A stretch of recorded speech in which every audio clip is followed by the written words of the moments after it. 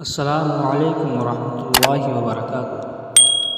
حضرت سلیمان علیہ السلام تھے جو اللہ کے پیارے نبی بھی رہے۔ اللہ تعالیٰ نے آپ کو فیصلہ کرنے کی زبردست صلاحیت عطا فرمائی تھی۔ سورۃ الانبیاء آیت 87 میں ہے، اللہ تعالیٰ فرماتا ہے، داؤد اور سلیمان کو یاد کیجیے جب کہ وہ ایک کھیت کے معاملہ میں فیصلہ کر رہے تھے کہ کچھ لوگوں کی بکریاں اس میں چر چو گئی تھیں اور ان کے فیصلہ میں ہم موجود تھے۔ ہوا یوں کہ دو آدمی ہمسائے تھے، ان میں جھگڑا ہو گیا۔ ان میں سے ایک کے پاس کھیت تھا جس میں اس نے فصل بو رکھی تھی، دوسرے کے پاس کچھ بکریاں تھیں۔ بکریوں کا چرواہا رات کے وقت دیوار والے دروازے کو بند کر دیا کرتا تھا تاکہ بکریاں نکل کر فصل کو کوئی نقصان نہ پہنچائے۔ ایک دن وہ اس دروازے کو بند کرنا بھول گیا، بکریاں کھیت میں آ کر چرنے لگی، فصل خراب ہو گئی۔ دونوں داؤد علیہ السلام کے پاس آئے، اپنا مقدمہ پیش کیا۔ داؤد علیہ السلام قاضی بھی تھے، اس وقت سلیمان علیہ السلام کہیں گئے ہوئے تھے۔ داؤد علیہ السلام مقدمہ سن کر کہنے لگے، یہ بکریوں والے کا سستی کا نتیجہ ہے۔ اس کا حال یہی ہے کہ وہ اس کی بکریاں اپنی تحویل میں لے لے۔ دونوں فریق باہر آئے تو سلیمان علیہ السلام سے ملاقات ہو گئی۔ انہوں نے تفصیل سن کر فرمایا، میرے ساتھ آؤ۔ وہ انہیں داؤد علیہ السلام کے پاس لے آئے اور بولے، اس مقدمے کا اس سے بہتر فیصلہ یہ ہے کہ یہ بکریاں زمین والے کو دے دیں اور زمین بکریوں والے کو۔ جب بکریوں والا زمین کو پہلی حالت میں اگا دے گا تو آپ دونوں کی چیزیں انہیں واپس کر دیں۔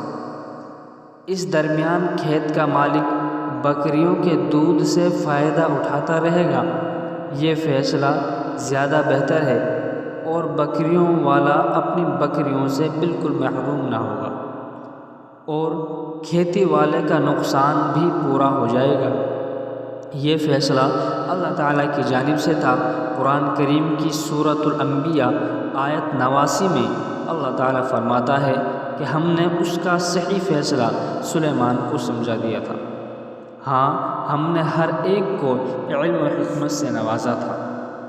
بخاری شریف اور مسلم شریف کی ایک حدیث میں اسی قسم کا ایک واقعہ بیان کیا گیا ہے کہ دو عورتیں اپنا مقدمہ حضرت داؤد علیہ السلام کے پاس لائی۔